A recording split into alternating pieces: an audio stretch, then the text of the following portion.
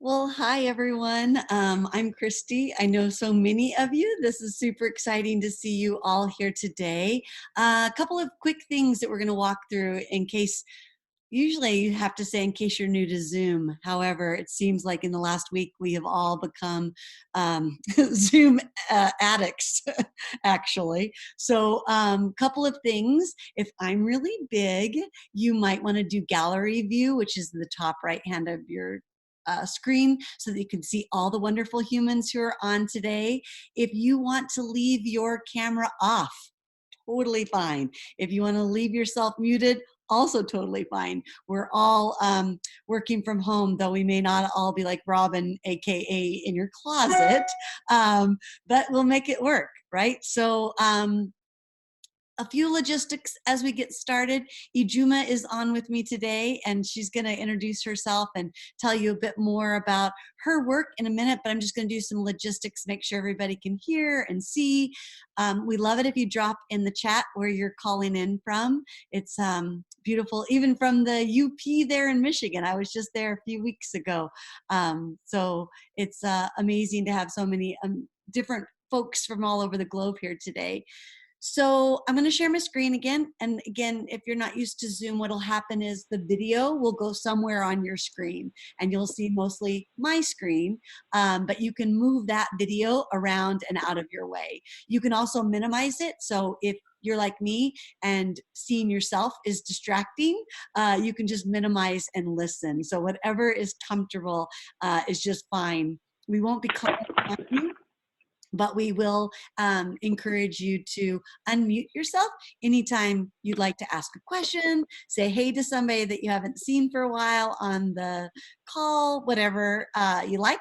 But again, reminder that this is being recorded. So if you want to say anything or be seen, it's just good to know that it's being recorded and shared. All right. So one of the things I like to do as we get started, even though we're going to get into logistics, is just take a minute and ground ourselves, be prepared for the work that's ahead. And so I shared this last week, but it still feels like a really important share this week and our topic today in particular. And so just take a minute and I'd like to reflect on the wisdom of Grace Lee Boggs. And she talks about every crisis, actual or impending, needs to be viewed as an opportunity to bring about profound changes in our society. Going beyond protest organizing, visionary organizing begins by creating images and stories of the future that help us imagine and create alternatives to the existing system. So my invitation to each of you today is to really get clear on what you would like to see for all of humanity, for your community, for your family, for yourself, after we kind of find our new normal. What do you hope we will be and become because of the struggle that we're going through now? And in particular, how will that show up in our work around race and racism? So just a quick invitation to think about what you hope and envision for the future. Again, you can keep chatting. You can put your questions there. Two of my colleagues, Tony and Ashley, are watching the chat for me today and for Ijumaa. So if there's a question that you have or you have tech support issues, just reach out and Ashley and Tony will be watching for that and will help in any way that we can. The chat will also be recorded along with the audio and video. So if we have questions that we don't get to today, we'll make sure that we can follow up with you at another time. So just a couple things we've already said, but we have some new folks jumping on.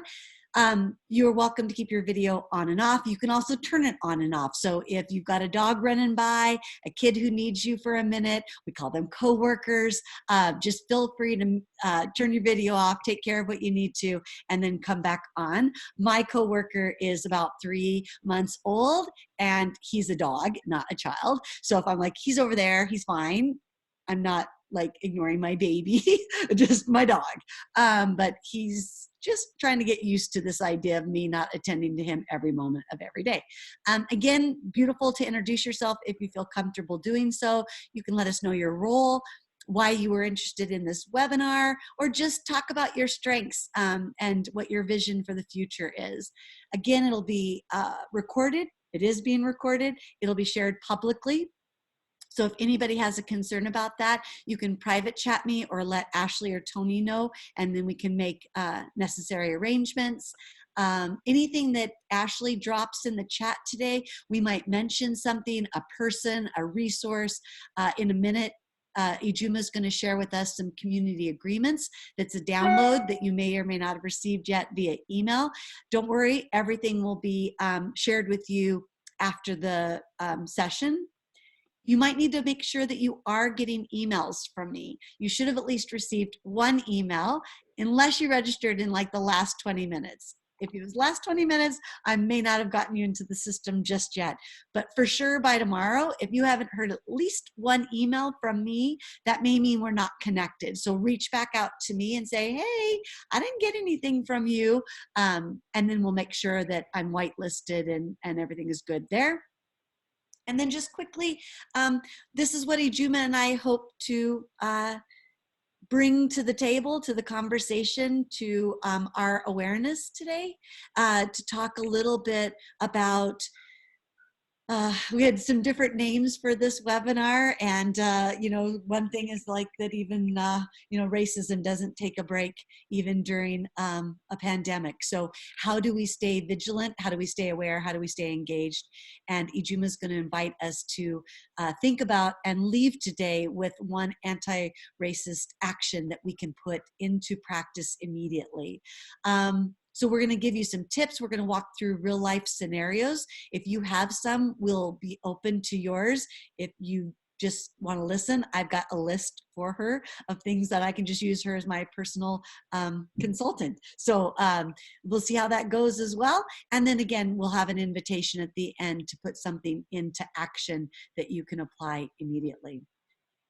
For those of you who don't know me, let me just quickly introduce myself a little more formally, and then I'm going to totally turn it over to Ijumaa and this important conversation that we're having today around racism.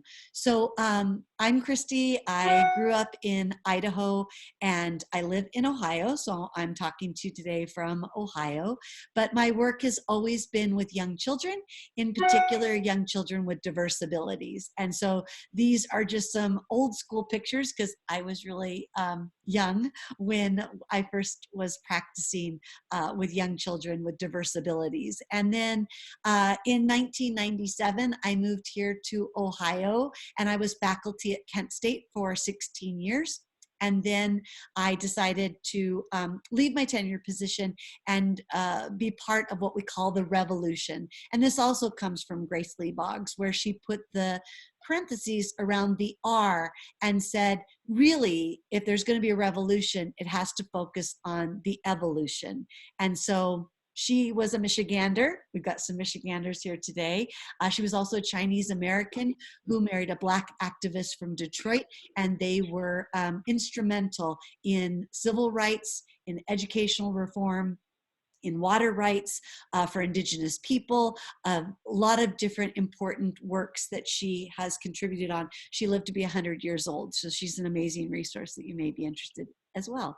So that's what I do on a daily basis, is provide professional development to early childhood special educators, and have been on my own personal journey of working through my context and my mindset around white supremacy. And those will be some of the words like white dominant culture, white supremacy, racism, things like that, that Ijumaa can help us understand and uncover today as well. So Miss Ijumaa is my fabulous new friend. I call her my BFF because I bug her like every day, multiple times a day. She said to me yesterday, Christy, have you thought of maybe taking 3 hours where you didn't work? And I was like, why would I do that? I'm in complete denial that there's all this going on, and if I just work more, I'll feel better. But she's become a fast friend and a brilliant colleague, and she's my coach to help me with my journey. we'll put her information in the chat so that you can check out her website and follow her on Facebook. But other than that, I'll let her introduce herself and more about where we're headed today. All righty, Juma. I'm going to stop sharing if that's... Hello. Yeah. Can everyone hear me? Can you hear me, Christy? Yep, you're great. It's afternoon here. Good afternoon, good evening, good day, wherever you are. I'm sitting in my apartment in Southern California and in the corner where there's the best light, so you can see the light coming down. I'm excited to be here to have this conversation about race, about how that's impacting as we sit through this pandemic. And just a little bit more about me. I'm an early childhood consultant. I work directly with leadership, so admin, directors, lead teachers. I also coach anyone that does professional development and some college instructors. And my main work is around racial equity and play and having a world that works for everyone. Is that enough, Christy, or do you want more? Yeah, that's good. People can ask questions if you want to know more about her background or how to get in touch with her. Again, Ashley has put her website and her Facebook. That's where she mostly is on social media, is on Facebook. But we wanted to start off with talking to you a little bit about community agreements. And so I'm going to share my screen again. So Ijumaa, you can walk us through what these are, why they're important, and how we're using them today. And then everyone should have received them. But again, if you registered just a few minutes ago, you may not have received it yet. And Ashley will put the link in the chat as well. But let's get started just to talk a little bit about our agreements for our conversation today, Ijumaa, and then we'll see where we are. Okay. So these are the community agreements that myself and my colleague Megan Madison created to focus on how to do this work with adults that not only resist white supremacy culture, but also supports a new cultural way of being. And so these community agreements are the ways that we learn to be in community together, that we learn how to talk about racism, that we learn to talk about the systems of oppression, and also at the same time start to name and see how white dominant culture is operating. So the first one is that we will act with humility. A lot of times people might come into this work, maybe they've read a book or maybe they've been quote unquote doing this work for a long time, and they think like they know the answer, or they're upset if they don't know the answer, that this is a learning journey, that everyone is on it. People are in different places. Some things are surprise, some things aren't. But we want to look at and act with humility, that I don't have all the answers, Christy doesn't have all the answers, but in community, we can find some answers. And so it's important to come to this work with humility, that will take risk, that in a white supremacist culture where talking about race is taboo, that this is risky work. That not only for me as a Black woman, because since it's taboo, society doesn't want, especially me, talking about it. But we're going to name whiteness, we're going to name white supremacy, we're going to talk about race, we're going to talk about racism. And so this is a time to invite everyone to take that risk. Keep going. I had to admit more people and it messed up my screen. So keep going, Ijumaa. You're just okay. And we're going to work as a community. Oh, sorry. I'm sorry, Christy. And then I had a comment. If you have questions, guys, about terms or verbiage, or you'd like her to unpack something a little bit further so that you feel comfortable sharing this with others, feel free to put that in the chat too. Okay. All right. Number 3. So we'll work as a community. That is not just me, or it's not just Christy telling you what to do or telling you our thoughts and having you act those out. That we'll actually listen to each other and co-construct some knowledge around ways to deal with oppression, the ways to deal with racism. And as we work in community, that is not just about the individual needs, that we also start to pay attention to the group need as well. And then that risk taking, we find the growing edge. So we're just with each other for a small amount of time. So you might not get to your edge, but pay attention to what's making you feel uncomfortable, what like you might have big feelings around as we talk about, especially when we talk about the scenarios. So just pay attention so you know where your growing edge is and and we can talk about how to start to work through that.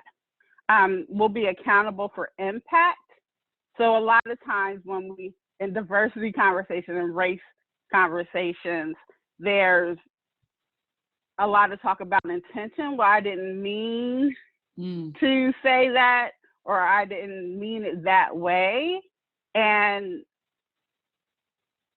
people, I don't know anyone's heart. I assume goodness in everyone's heart. But what we do want to talk about when we talk about racism, when we talk about system of oppression, we want to talk about the impact, the harm that's done because of racist behavior, racist policies, racist practices. So we don't go back and forth about if this person's a good person or not, or if they had good intentions or not. We want to focus on the impact. What's the impact that this is having? We will participate in restorative justice. A lot of times I say that no one's going to get kicked out for saying the wrong thing or making a mistake. That if you do, or if I do, or if anyone does something that's harmful or says something that's wrong, that they be open to correction and in community find ways to make amends, to make repair. And so our justice, our quote unquote justice system is very punitive, but we want to push against that and say that there's a way that we can restore those relationships that are harmed because of oppressive behaviors, because of oppressive systems. So no one's going to get kicked out or blocked. Like Christy's not still going to talk to you. I still talk to Christy. Christy still talks to me. We make mistakes. We will push beyond the binary thinking into the complex both and. Again, in that connected to that intention conversation about someone being a good person or a bad person, is not about that. It's not about the good or bad. Like, we want to open it up to thinking about the impact and thinking about that it's just not good or bad or one way or the other way, that there can be multiple possibilities. And so we want to push beyond that either or thinking and move into both and. As that we speak from the I, that as we talk about whiteness, as we talk about race and racism, that you talk about your own experience and not someone else's experience. So example of that is that sometimes people say, well, my neighbor, my cousin experienced this racist behavior. So you need to talk about your own experience, because your cousin, your neighbor, they might not be on the call. If they are on the call, they can speak for themselves. So just having responsibility that you're speaking from your own experience. And we would expect and accept lack of closure. This tends to be the scary one, because people want like all the answers and they want everything to be put in a nice box with a nice bow and go off into the world. But the work isn't binary. Like there's not one way. There's multiple possibilities. So you may and probably will leave with more questions than you have in the beginning of our conversation.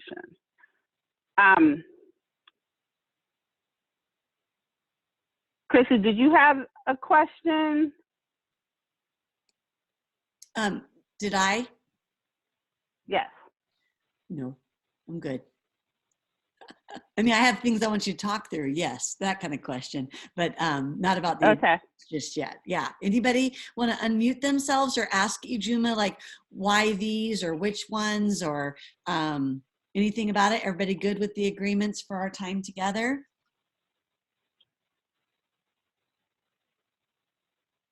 Quick Zoom tip. If you hold your space bar down, it acts like a walkie-talkie and you can just unmute yourself for a minute without having to click. I know you're all excited. You're all like, what? A Zoom tip? Made it all week without knowing that.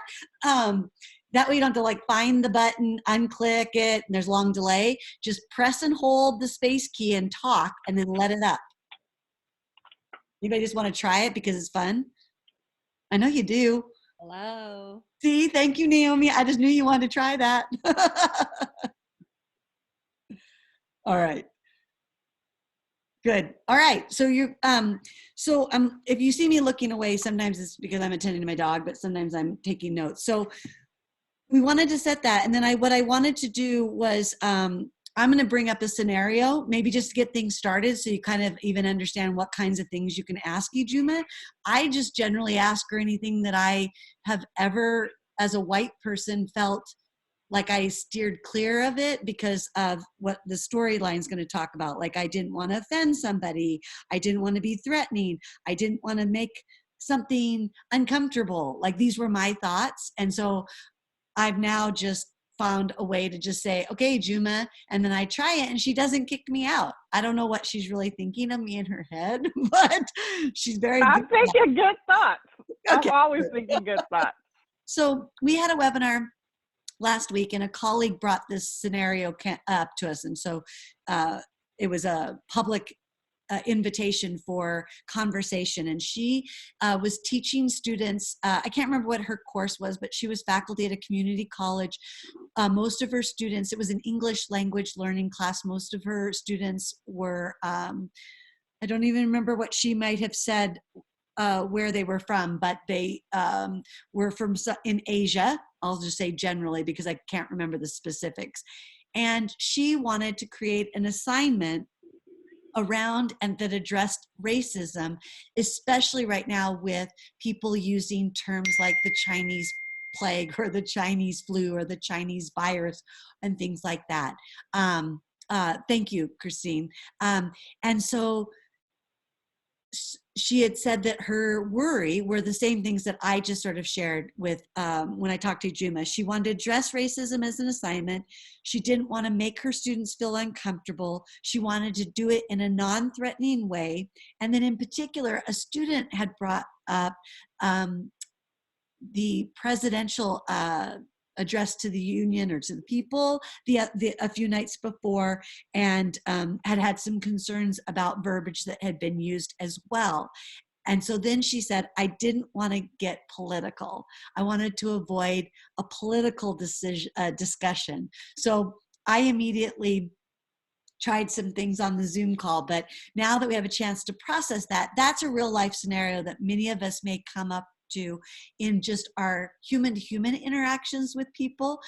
Somebody says something that is racist, is political, is harmful, is whatever we want to call it, and you're not quite sure what to say or do, and or it's your space. You're the instructor, the PD provider, the coach, and something as Ijumaa mentioned, you notice something that didn't sit well with you, but you're not sure how to take action. So I'm just going to present that to Ijumaa, and she's going to talk us through how she would have coached that faculty person and or what her invitations for us all as listeners would be to take on that situation. Whew, that was a lot. That's all. One. So let's start with the impact. Thinking about, I want to start with how the students are feeling, like the student I brought up, having to listen to the president of the United States, an authority figure, name the virus the Chinese virus and use that racist language, and the harm and the impact that that might have. Not only for the student maybe individually, but as a group of people, Chinese American, Korean American, from the Asian diaspora, to think about what the impact is and to lead that discussion about how they might be feeling about that. And also, I think a parallel practice of, as the instructor, to check into how you're feeling about it, because sometimes, especially if you are white, or if you hold a position of power and someone else in power or someone else white does something that's racist, sometimes you want to distance yourself and make it seem like, well, I'm not like that. I'm the good person, and that person is bad because they said those racist things. And so checking in and making sure that you're not distancing yourself, that you're acknowledging that what they said was racist, and it's not about them being a good or bad person. You don't have to have that conversation, but you do have to have a conversation about the impact that that's having. So impact on the individual, the impact systematically, and also looking at our ways of government and policies, like what impact does that have if we are engaging in blaming and using racist language to other people. And so I think that's the place that I would want to start the conversation, to see where the students are and what they're needing from that. Because sometimes it might be reassurance that, like, this classroom is a safe space, that there's someone to process with when, you know, the bigger government might be doing or saying something, but I can come to the classroom and have a place to talk about that and share that, and I can do it in a trusting learning community. So I think, like, that's the place that I would start. So Ijumaa, go a little deeper there. So I always think of, like, there was maybe something up front as a faculty or as a leader that I could have done around the agreements so that people aren't surprised that we're going to talk about this. But I also feel like in that moment, maybe how do I actually start to talk about it, especially if I haven't done anything in my course policies or in agreements or anything to date where I've even recognized that we had a racial difference even in the makeup of the classroom. Like, it's all of a sudden it's like, oh, the elephant just appeared. It had been there the whole time. So can you talk a little bit about both places? Like, what can we do up front to know that this is a safe place and people can anticipate it? But also, if I haven't done that, what do I do in that moment if I'm kind of freaked out? Yeah, I think being, people are gonna like this, but like being vulnerable and transparent. Okay. And like owning your own feelings about that. Like, I know sometimes I do when I'm caught off guard, like I'll exaggerate, like, oh my goodness, whoa, okay, I gotta get myself together. Like, I start to do my self-talk out loud. Yeah. And letting people know, like, whoa, you know what? This is reminding me that, like, we've never named the racial dynamics in our classroom. And now things are happening and that's impacting people, and we need to talk about it and think about how it's relevant to the work that we're doing in our classroom. And so being transparent about that and saying that, and also saying that you might not have the answers, you might not know, you might need some time to talk to someone else or outreach to another community to get the information and the resources that's needed to support the students.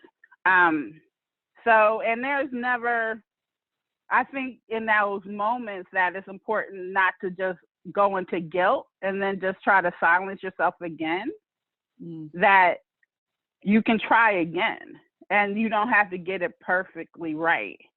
That make an effort and say that, you know what, I haven't brought this up before, but it's necessary and it should be brought up. And maybe vulnerability, you could say things like, I don't really know how to bring this up, and I'm going to try my best, and speak from your heart and speak with your I statements, right? Yes. Okay. I interrupted you. I was just thinking like, it'd be okay to say, it's hard because Ijumaa knows me, and I have so many things from the white dominant culture that I struggle with. And one of them is this perfectionism and this worry to fail in front of people, or to judge it before I even try it, or to seek permission from her before I try it. Like, do you see how I just did that? Like, okay, I'll feel better if Ijumaa tells me it's okay, right? So anybody else want to jump in? I see some things in the chat, but do you want to ask Ijumaa something or ask her to clarify? Hi, I would like to jump in. Yeah, please, Brianna. So, Ijumaa, I was curious, you have a early childhood background. I'm thinking more along the lines of prevention in some ways, or getting in front of this, whether we return to school this year or next year, just some of possibilities of bullying happening within the early childhood years. Certainly, I do appreciate you talking about impact and taking it from there. I'm just wondering, when we think about young children and being in a natural place of being so egocentric, would you handle this, or would you suggest handling this in a different type of way? Or how would you handle this with our early childhood children? And I'll get off the mic in a quick second. I've been in situations where kids have said, I do cooking classes, and kids have said things such as, like, my daddy said that, and it's something about a particular race of people, right? So I'm curious to know, and of course I was like, right? Not as a teacher, but as an after-school person, support. I'm just curious to know how would you recommend handling those types of situations? Thank you for asking that question. I didn't get your name. Oh, it's Brianna. Hi, Brianna. Hi. I think offering the same thing, but making it relevant to children and using the language that we use with children. And so children can understand about, like, words hurt. And so naming that, so if someone says something, well, my daddy said that, so in your cooking class, it might be that my daddy says that Chinese people make nasty foods. And so in that situation, like, talking to children about the impact of that, about, like, what do those words mean and what's the impact that would have on other children, and not just children whose families make quote unquote Chinese food, but what about other people's food? So thinking about what's the impact, what's the story, and what's the value you want to uphold. And so if we want to have a cooking class where we experience a variety of foods, that you don't have to like it, but it's not okay to disparage it or say mean words about it just because you don't like it. Like, everyone you can have preferences, but we're not going to say that a particular food is nasty just because you don't like it, because that hurts people. And then not only hurts their feelings, but then, like, people might not want to bring that food for lunch because they're afraid to being teased or bullied. And we want to have a safe space. And so working that through with children is important. And also, it doesn't have to be like a big deal. You can just stop the harm. Like, here we don't say talk about people's food or say that it's nasty or use mean words, whatever language you use in your setting, and walking children through that intention. Like, because children will say, well, I didn't mean it that way. I was just joking. Like, and even if you were, like, that still has an impact. That still hurts.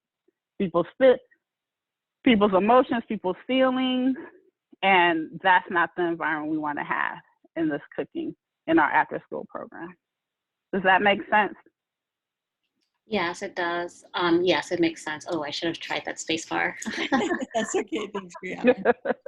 It does. It reminds me of like one of the things that I do with children. It's kind of like group norms, so we don't call it that. We call it like agreements. Like, what does it mean if you don't like a taste? How do you say that? Sometimes things just kind of like slip out, and it rattles my soul. And then I have to like, so I mean, I'll always have that response, you know, instead of a reaction. I mean, I have that response right there on the spot. So I've really been thinking a lot of what does this mean in terms of a group of people who may possibly, right, that's just a reality, who may possibly be discriminated on once kids return to school, just from things they might be hearing.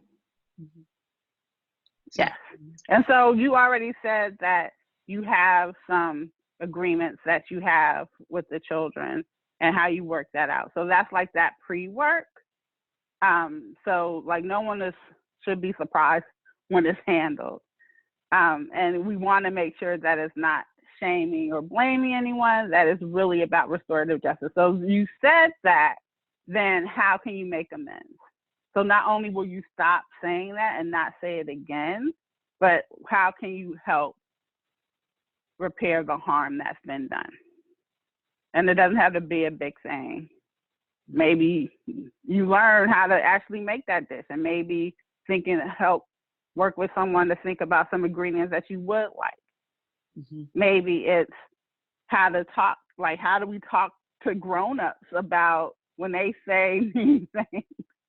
Because some children, you know, want to know that because they want to like stand up for their friends. Mm. So those are all the considerations. And also, I like to remind people, like, don't put a lot of pressure on yourself to anticipate every single scenario that's going to happen. Because while there are patterns and ways that white supremacy and white dominant culture shows up, like the way it manifests can be different, and you might get caught off guard. You might be surprised, and that's fine. And you don't have, and not put pressure on yourself to have the answer right there. Because you can also, like, if something happens and maybe you can't really get into it, there will be another time, and you can bring that back to the children. So there's always another time that you can talk to them, and maybe not in that moment, because sometimes you just need to get yourself together. Okay. And that's okay. No, that's helpful too, Ijumaa, because sometimes we'll then, you know, beat ourselves up that we didn't say it or we should have said it. Mm-hmm. So instead of doing that and all of that guilt and all of that, sit down and go, what was I feeling? Why did I get paralyzed? What's really at the heart of what's going on? And then be ready for the next time. Mm-hmm. Okay. Others want to jump in? Do you want to go back to our scenario? You want to build off of what Brianna said? Do you want to share a scenario? I got more? I have more. I can't talk anymore. And as always, if people need to jump off, if your schedule doesn't allow you to stay on, or you got what you needed, that's okay too. Don't feel like it's rude. You can say goodbye if you want. I always tell people, but you're also like circle time as a choice. You can just get up and leave when you had enough circle time. But let me know in the chat, even say, what would you like? A new scenario, return to the scenario with the teacher that wanted to bring up what had been said by, I call him number 45. I don't know if that's racist or not. That's just what I call him. How is that racist? Wait, how is that racist? So like name him by the number, that's the number, that's his order. That's maybe just wrong. Like that's not racist. And you also can't be racist against white people. See, like you can have a prejudice, but you can't be racist. Maybe you should unpack that for us. Or maybe some of the other words. Like, I don't know. I love to hear you talk. So, but I want people to, Carmen says new scenario. Any other votes? Do you want to hear? Okay, we'll take a minute. Okay, and some of you are chatting to each other. Cool.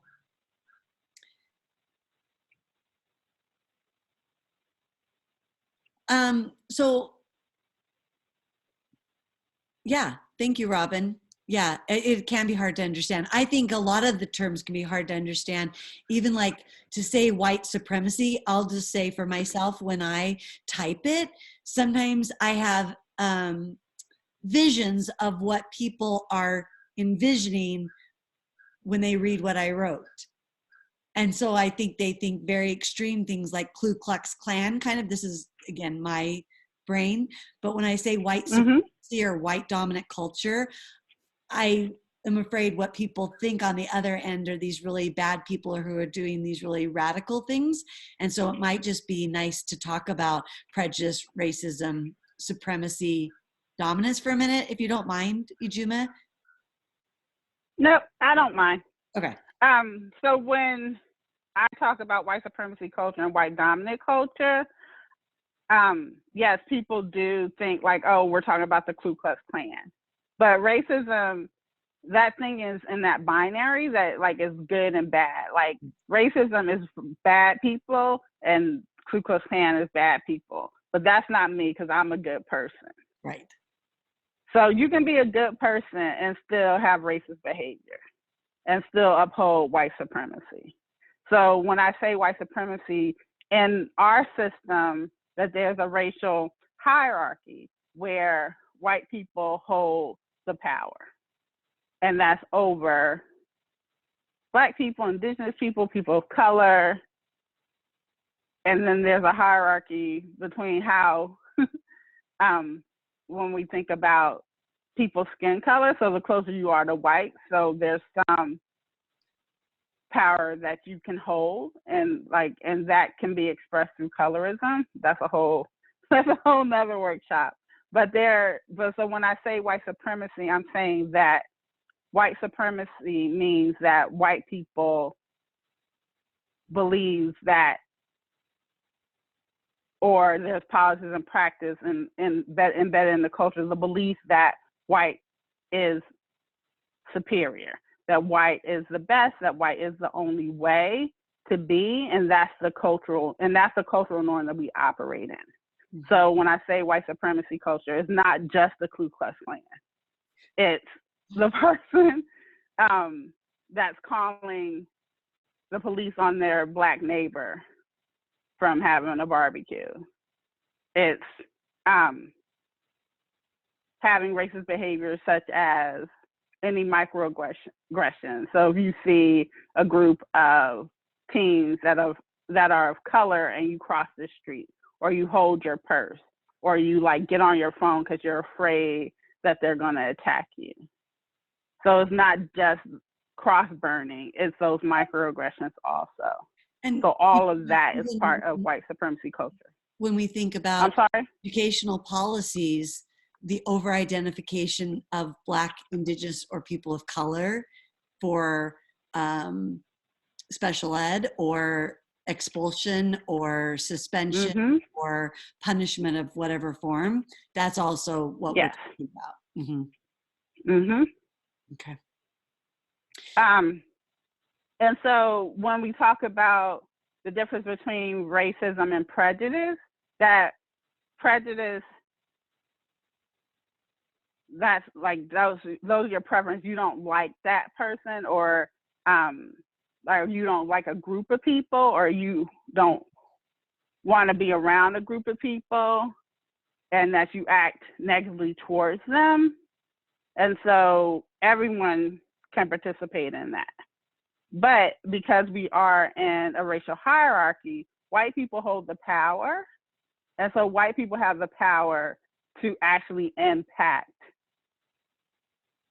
other white people, Black people, Indigenous people, people of color, in a way that Black people, Indigenous people, and people of color, they don't have that power. They can have prejudice, but they don't have the societal power that white, I think someone said, named it around white privilege. They don't have that privilege. Mm. So that's the difference. So racism is prejudice plus power. And so all white people hold that power and have white privilege. And then anyone so that's why who passes for white, as you were saying, around colorism, yes, can also have that, even though they may not on a demographic form or in their heart, I'm white. Yes. Okay. Did that help, guys? Do you want anything else before we move on? We could try one more scenario, and then what I'd love for us to do is have Ijumaa invite us to each take an action step. So I want to make sure there's enough time for that as well. I saw quickly in the chat that that people might want an article or some resources about white dominant culture. Okay. And we can send that out. I can send that out later. Yeah. Robin, were you saying there is one, or is there one? But I think it would be helpful in general, Ijumaa, to maybe for those who, Ijumaa's always getting me that my, what do you call my analytical brain, or you call it something else, but that I always want to like rationalize everything. And if I can read about it enough, I might figure it out. Yeah. There is one that exists. I mean, I've seen it circulate on a few social justice conferences. That I don't know how familiar people are with like white supremacy culture, because it sounds like an alarming word. Yeah. If you haven't heard it before. But once you kind of start breaking it down, I think it's more digestible when like people start to like kind of read through it. But I didn't know if that was something you're going to share to us as a resource at the end of the webinar or not. Sure. It's a good idea. We can definitely do that. Yeah, we can. Yep. Thank you. Yeah, and I think the alarm is just the racial stress. Mm-hmm. Like no one is gonna die because I say white supremacy. It's just the racial stress because we live in a society where talking about race and naming whiteness is taboo. Mm. And we learned that very young that, oh no, don't talk about race, and especially do not talk about whiteness. Mm. And so it's important that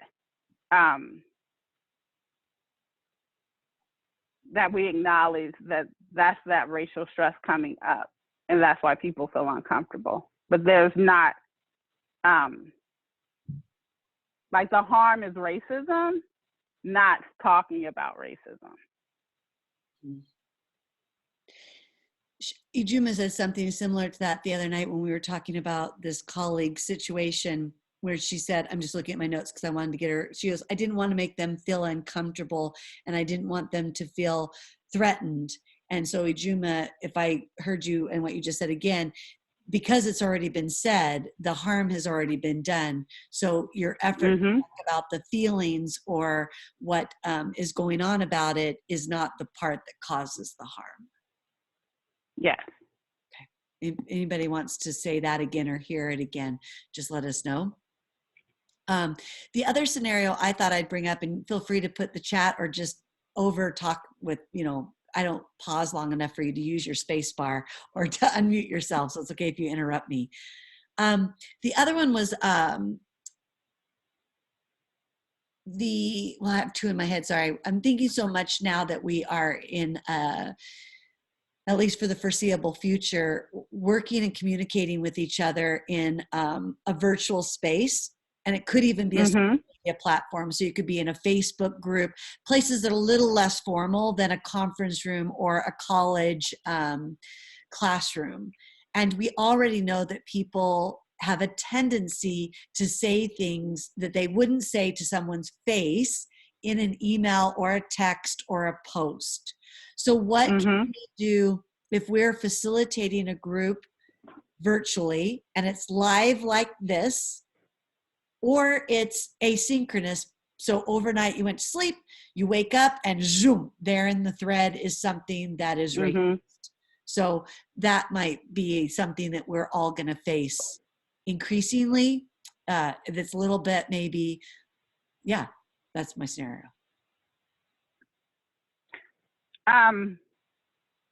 I'm thinking about when that's happened to me. Yeah. One of the online classes I taught, people, one of the assignment was to show play materials that represented culture. Okay. And someone put up a picture of a light-skinned child in a sombrero and a poncho. And then they wrote a long, a long thread about how this represents Mexican culture and this is important for them to have that. And like, it was a long list of a lot of stereotypes. And before it was one of those things, I went to sleep, I woke up, here it is.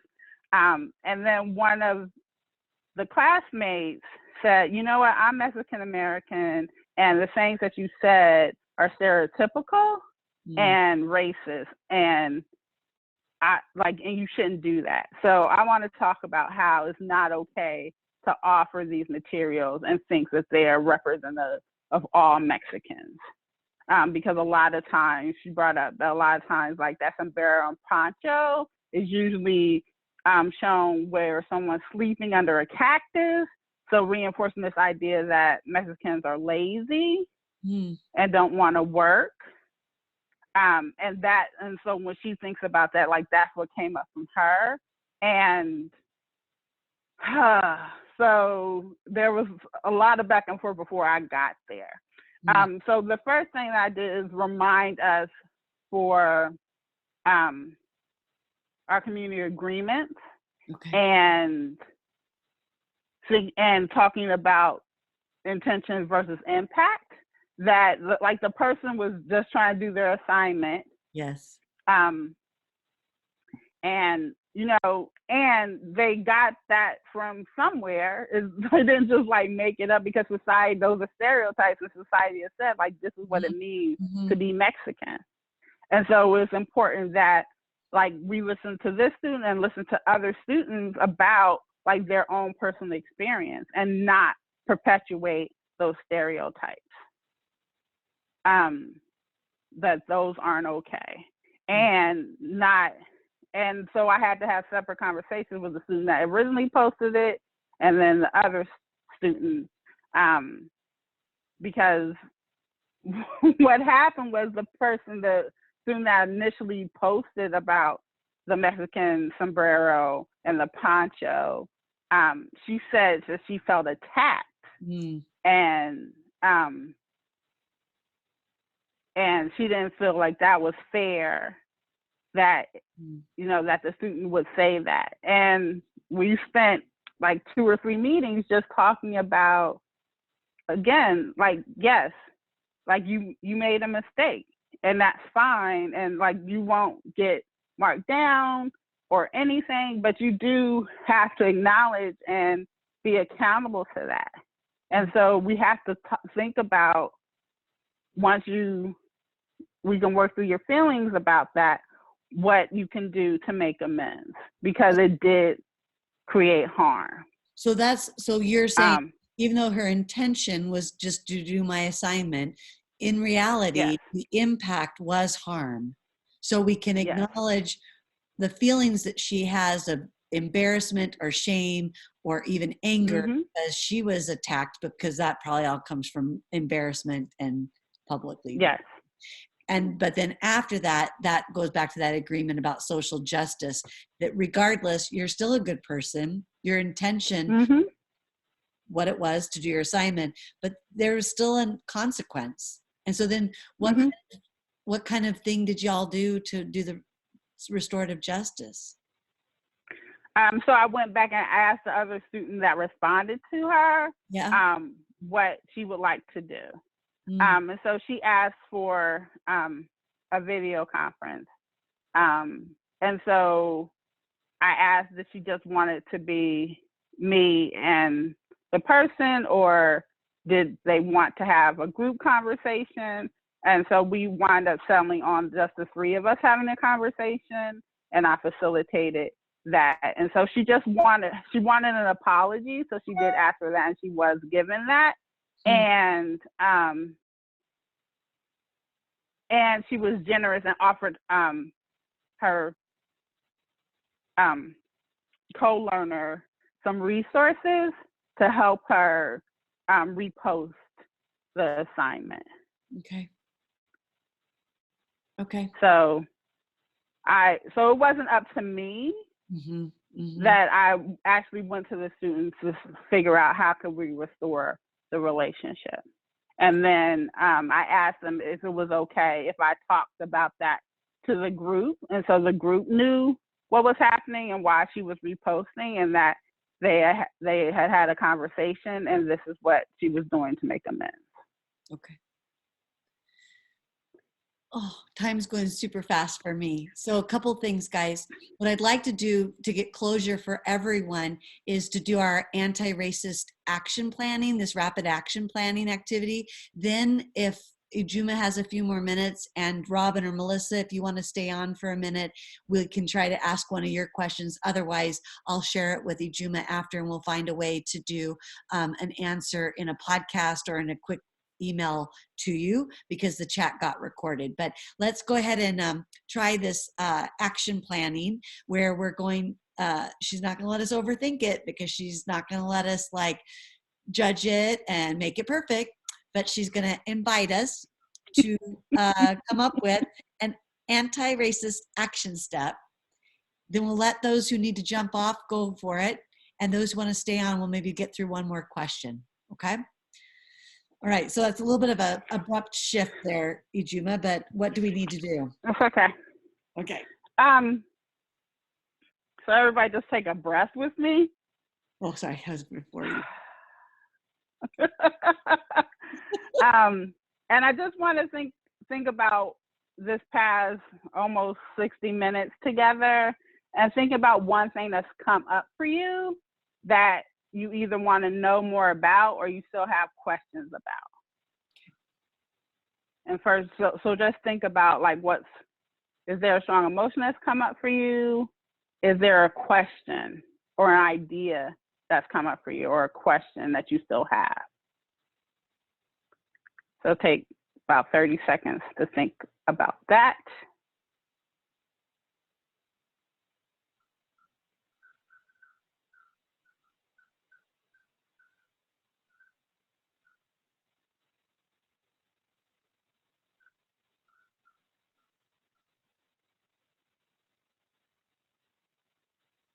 And so once you have that, what's the step that you want to take?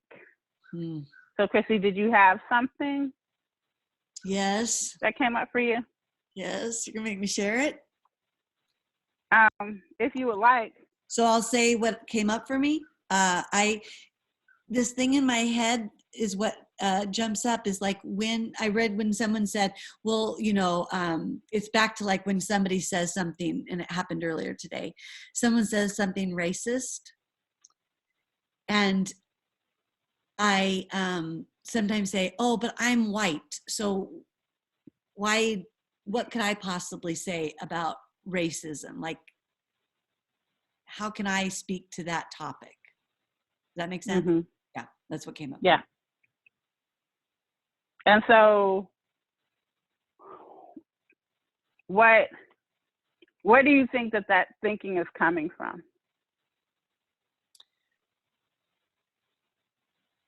I think it's what you said earlier, that I can't be racist against white people. Like, I think in my head, I think that all races are equal. Mm-hmm. And that just for some reason, my race hasn't been really, troubled that much, which is really not acknowledging the hierarchy. Right. And so are you needing to have some steps about how to talk to someone Yeah. that says something prejudiced or says something racist, even when it's not a racial match? And so say that you're on a call or you're with a colleague that is Black, like say it's me. Mm. So are you thinking that you need some steps to engage me in that conversation? Or do you think that you still need some time to process that fear around and that distancing behavior about, well, oh no, not me, I can't say anything about it? Yeah, I think the latter. I think I need to figure out why I feel that distancing. Yeah. And then like that distancing behavior,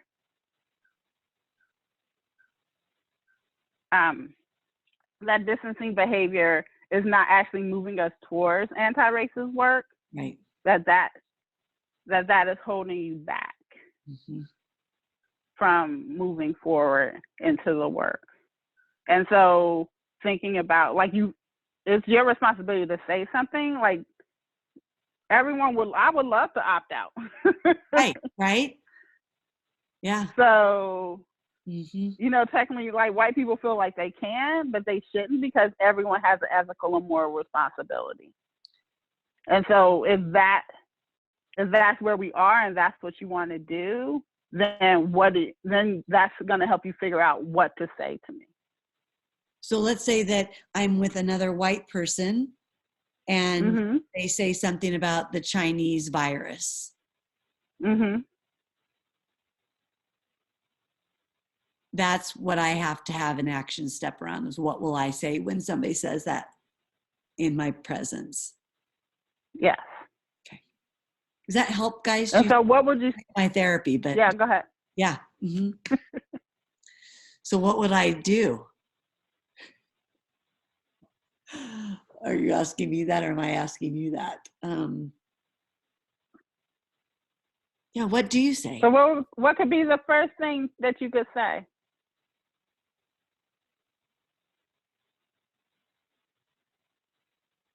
I'm trying to think. Is there a word? Like for me, like sometimes people say ouch. Sometimes people I say, oh my goodness. I'm like, so thinking about like that hurt, the harm, and the impact, like what's that impact word for you? And then that gives you some time to think about and address and say that that's racist. You could just say, like that's racist is not actually called the Chinese virus. That's what it's actually called. Could you just restate? Oh, you mean the COVID-19? Is that that enough though to say? Remember, it could be enough. Okay. It could be enough in that moment. Like if you're just so nervous, like you wanted to take action. Okay. And not distance and not do nothing. Yep. Perfect. Thank you. That's exactly. Okay.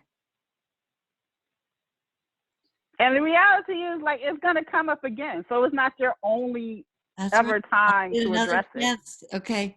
But again, scaffolding for me, it might not be comfortable tomorrow to call someone a racist or that was racist, but that I could at least say something so that my silence isn't doing more harm.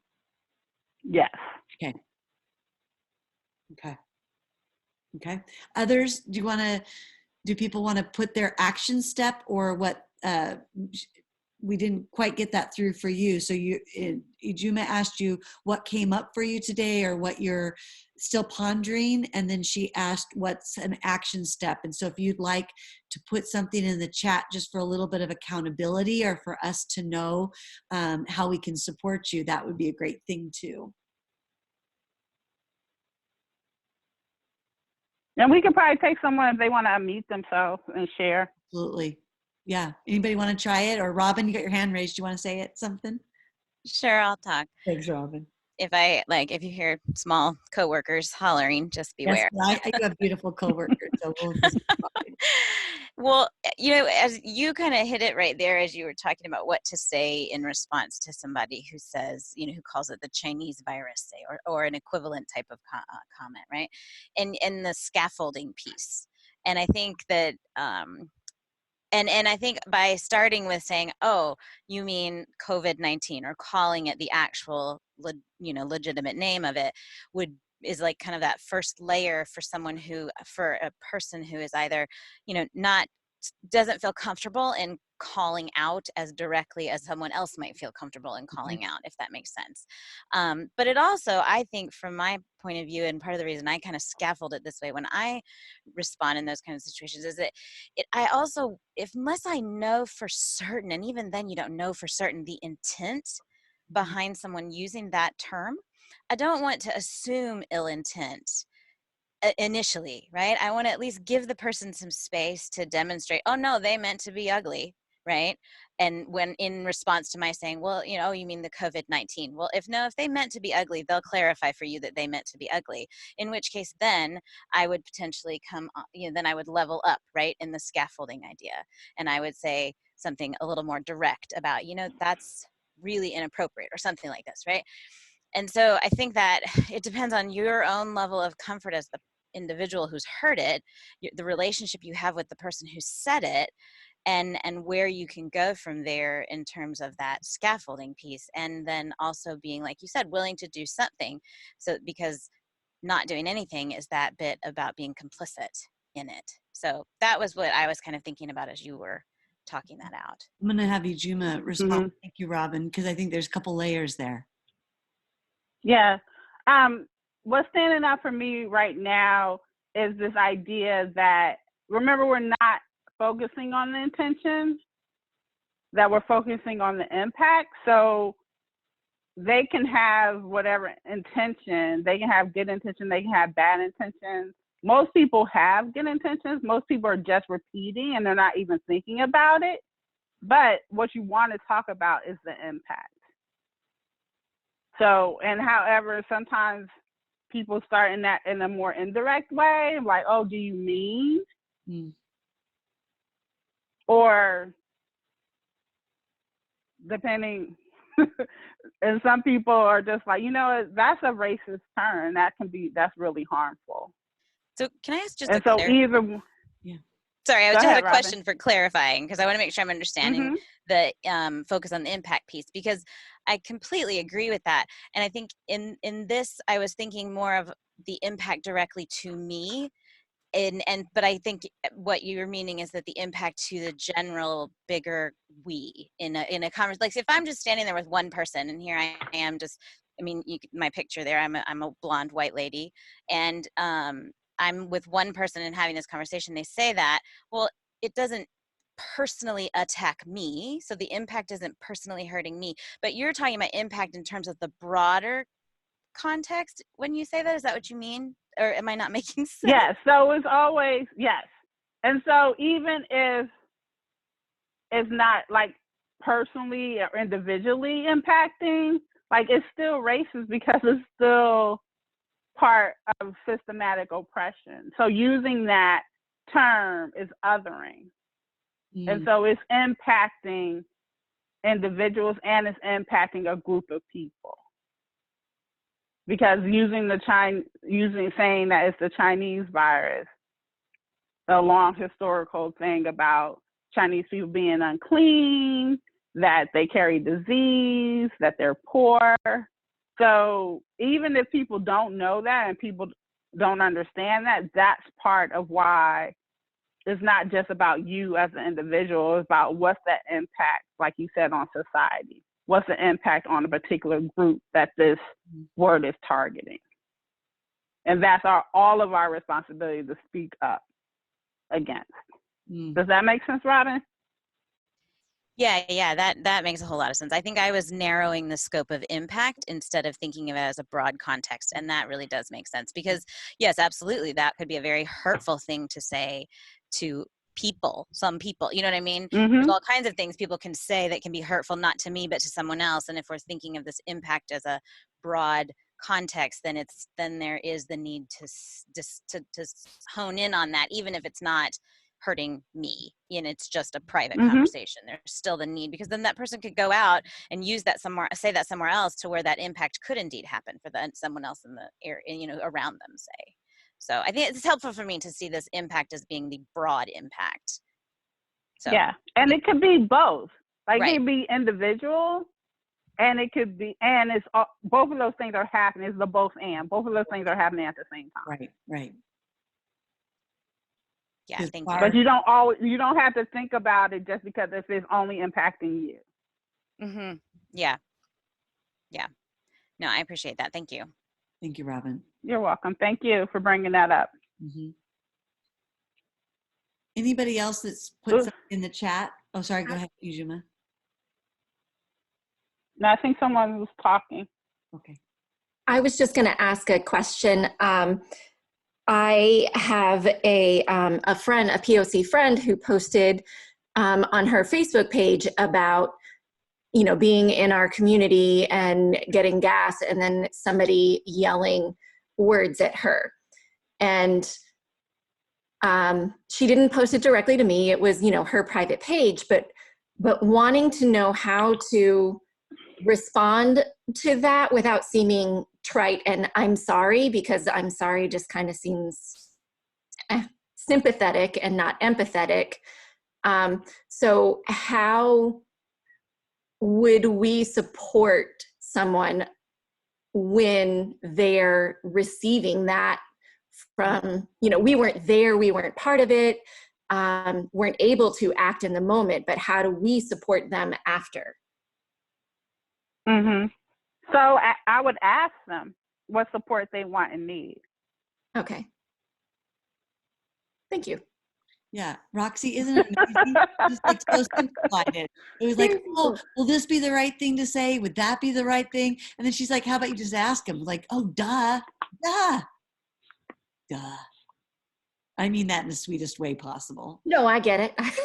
No, I'm thinking for myself. Yeah, because we want to be helpful, and we want to be like good allies, and like again, like we're wanting to do the work, and we have to remember that if something happened to someone and we weren't there, like it's a different thing if you were there, but if you're not there and they're relaying that message to you, like telling you what happened, then you ask them what kind of support they need. Because what usually happens, people are like, oh, I'm so sorry.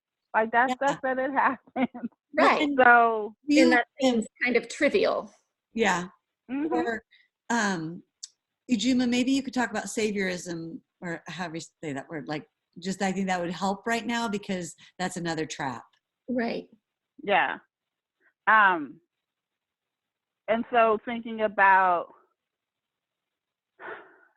like that helpfulness, but a lot of times people like want to save to be the hero.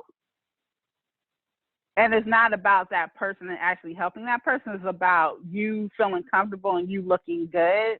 And distance, like not you, but people. I'm like, sorry. Go ahead. Yes.